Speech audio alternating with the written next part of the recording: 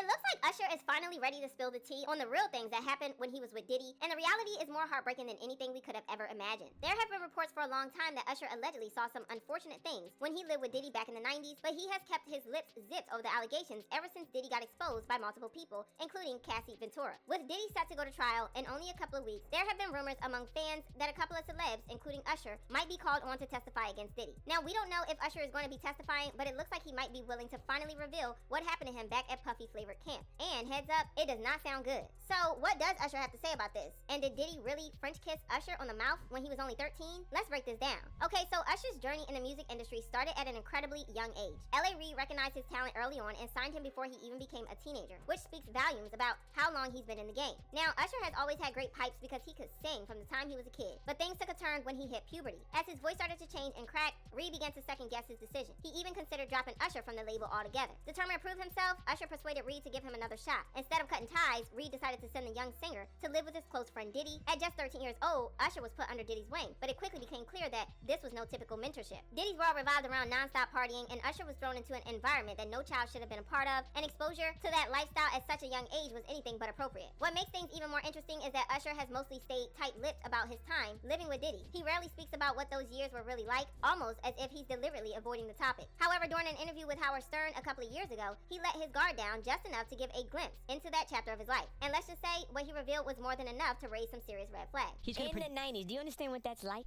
Puffy's place was like just filled with chicks and like non-stop, right? Nah, not really. I mean, but hey, it was curious. I got a chance to see some things. Yeah, but you were 13. What were you seeing? I went there to see the lifestyle, right? And I saw it, and it was, but I don't know if I could indulge and understand what I was even looking at. It was pretty wild. So nobody tried to, some woman didn't come along. I didn't say that. Okay. I didn't say that. What I did say is that there were very curious things taking place, and I didn't necessarily understand. At the time, Usher didn't really go into details about what happened to him with Diddy, but he did say that he would never let the same thing happen to his kids, and that's how we know that he saw and went through some pretty bad stuff. Yeah, I had like, what like a life. Yeah, it's pretty crazy. 14 years old. You're a dad now. Would you ever send your kid to Puffy camp?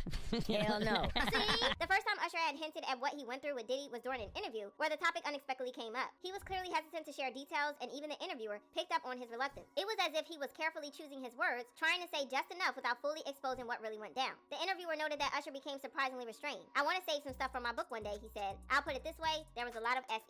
And I know y'all remember that viral clip where Diddy casually mentioned that he and Usher used to sleep in the same bed. Like, sir, what? The way he just threw that out there like it was normal had everybody side-eyeing him. Usher, on the other hand, looked uncomfortable as heck, and you could tell he did not want to go down that road. That little moment alone had people revisiting all the whispers and side comments about what really went on during those years. That's my brother right here from day one. We used to wake up and, pause, but like, that's how, back in the days when he was like 10 and I was a little bit older, his older brother, we used to fight over the Frosted Flakes. Or the time he said this. If nobody else gets you take your turn, boy.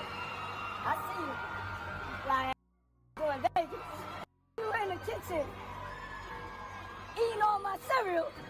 Man, you doing Vegas in a pink suit. And allegedly, Usher contracted herpes from one of those wild freak-off sessions when he was just 15. Now here's where it gets even messier. Word on the streets is that Kim Porter knew about this and was planning to spill all the tea in a book she was working on before she passed away.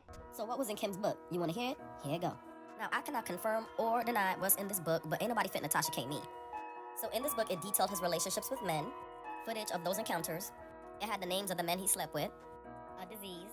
Allegedly, Diddy giving Usher a disease.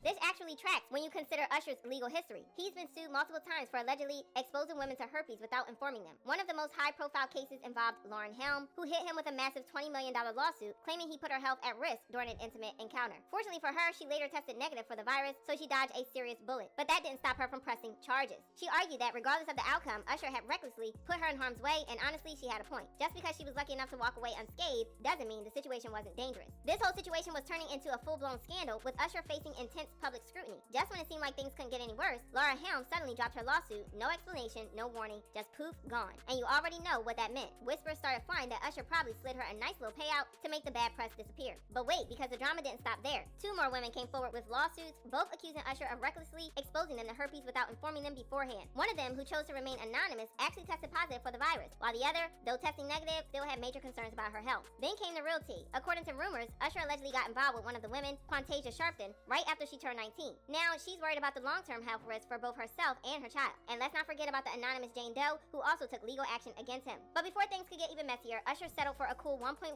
million, which only added fuel to the speculation that he's been throwing money around to keep this herpes situation from completely wrecking his reputation. And how the streets are out here connecting the dots, saying he might have gotten the virus from Diddy in the first place. And get this, the feds have been watching Diddy for years, and not just because of that case. Nope, the FBI have allegedly been keeping tabs on him for at least 11 years over claims that he's been SAing multiple young boys. 11 years. That means this isn't some new development. This has been brewing for over a decade, and yet somehow he's managed to keep it all under wraps. But with everything that's been coming out lately, it looks like those skeletons in his closet are about to come crashing down. According to a court filing that was filed in 2013, during a debriefing session with federal investigators, James Roseman, the music manager turned kingpin, was reportedly questioned about the preferences of entertainers, including whether Sean Diddy Combs was having intimate relationships with underage boys, according to a U.S. District Court filing. While the identities of the alleged victims haven't been made public for their protection, a few names have been floating around in connection to the case, and one of the biggest names being whispered, Usher. Now, nothing has been confirmed, but given what we already know about his time living with Diddy, the speculation isn't exactly coming out of nowhere. And get this, Usher came super close to talking about what really happened a couple of days ago when he went on Keke Palmer's show, and she asked him about his first kiss. How old were you when you had your first kiss? And who was it? That's a sweet one we'll end on. How old was I when I had my first kiss? That I actually intended to have. Now, wait a minute. You know, there was a couple of, Okay, well, you know what? That one's stupid. It's out. It was pretty smart and tactful of Keke to quickly change the topic like she did, because she probably realized that it was about puffy flavored camp and that Usher was traumatized about it. Now, we all know a couple of hosts who would have pressed on even after realizing what was going on, so it was great of Keke to shut it down. Fans commented, he had to share a bed with Diddy. I know that was traumatic. His mother should bear the blame for handing him over to Diddy at such a young age. Keke was incredibly respectful because she recognized the trauma that question brought up and chose to pivot towards a question that would instantly change his mood towards something happy for him. Most would have continued to push the question, believing they would get a huge exclusive on his trauma. Much respect to Keke. As for Usher, I pray he will find a way to tell his truth, because many of us believe he is a victim of SA in the industry. And I need to hear his story. He has so much to say without saying a word. This situation just keeps getting worse and worse.